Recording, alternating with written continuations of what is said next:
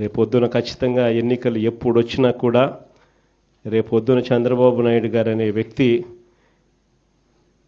ప్రజలు ఈ పక్క తంతే డిపాజిట్లు కూడా రాని పరిస్థితులకి ఆ పక్క పడతాడు అనేది మాత్రం ఖచ్చితంగా చెప్తాను. ఎవడు అన్యాయం చేసినా కానీ మీ అందరికీ చెప్తా ఉన్నా, నేను రెడ్ బుక్ అన్నాను కానీ మీ ఇష్టం వచ్చిన బుక్లో పేరు రాసుకోండి.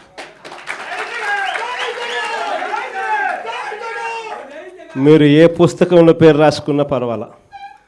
దాని తర్వాత మాత్రం మనం వచ్చిన తర్వాత మాత్రం ఖచ్చితంగా వడ్డీతో సహా, మళ్ళా చెప్తానా, వడ్డీతో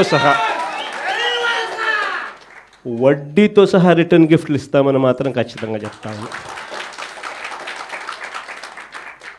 చేసిన వాళ్ళు మాత్రమే కాదు, వీళ్ళతో కుట్రలు పన్నుతూ చేయించిన వాళ్ళను కూడా,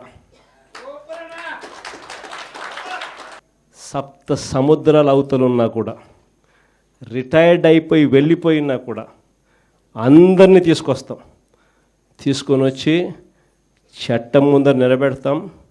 అన్యాయం చేయడానికి కోసం వీళ్ళకు యూనిఫామ్ ఇవ్వాల, న్యాయంగా ధర్మంగా పాలన చేయడం కోసం యూనిఫామ్ ఇచ్చారు. మన హయాంలో ఎలా చేసాం మనం పాలన? మన హయాంలో జగనన్నకు చెబుదామని ఒక నెంబర్ ఇచ్చిన, స్పందన అని చెప్పి ప్రతి వారం కలెక్టర్ల దగ్గరికి పోయి చెప్పుకునే అవకాశం ఇచ్చినాం. అందరికన్నా అత్యధికంగా చెప్పింది ఎవరు? తెలుగుదేశం వాళ్ళే. అందరికన్నా ఎక్కువ చెప్పింది తెలుగుదేశం వాళ్ళే. జగనన్నకు చెబుదామని చెప్పి ఫోన్ చేస్తే చాలు, అవతల ఎమ్మెల్యే అడ్డుకున్నా కూడా వాళ్ళకు మంచి చేసింది మన హయాంలో జరిగింది. స్పందనలో అత్యధికంగా కంప్లైంట్ చేసింది వాళ్ళు.